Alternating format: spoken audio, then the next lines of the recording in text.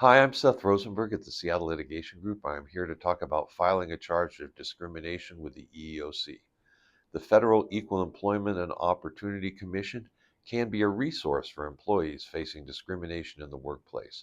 So employees should be aware of the process, time limitations, and capacity constraints involving in an EEOC complaint to ensure that they are effectively addressing their claims of discrimination. The EEOC enforces a number of federal laws related to employment discrimination and harassment, including Title VII of the Civil Rights Act, the Equal Pay Act, the Americans with Disabilities Act, and the Age and Discrimination in Employment Act, among others. An employee who believes they have been harmed by their employer's violation of these laws may file a charge of discrimination with the EEOC. The charge must be filed within 180 days of the discriminatory act. If the employee's claim is covered by a state or local anti-discrimination law, the employee has 300 days to file their complaint.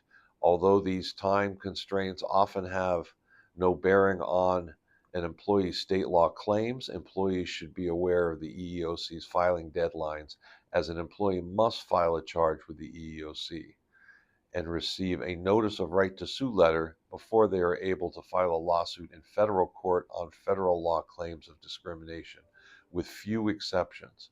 When the EEOC receives the employee's charge, it can choose to facilitate mediation between the employee and the employer to attempt a settlement, conduct an investigation into the charge, attempt to resolution through conciliation, or take assignment of the claim and litigate the matter on behalf of the employee. However, if the employee's claim involves a law that the EEOC does not enforce, or if the EEOC decides that they are unlikely to find that the law has been violated, the employee's charge will be closed and the EEOC will issue the employee the aforementioned right to sue letter, giving the employee 90 days to file a lawsuit in federal court.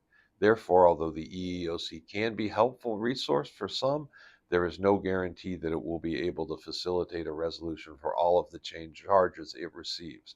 I should also mention that currently under the government shutdown, the EEOC staff have been furloughed, and I believe you can still file a complaint, but it's best to speak to a lawyer about that. We're happy to talk to you about that at the Seattle Litigation Group, so please contact us.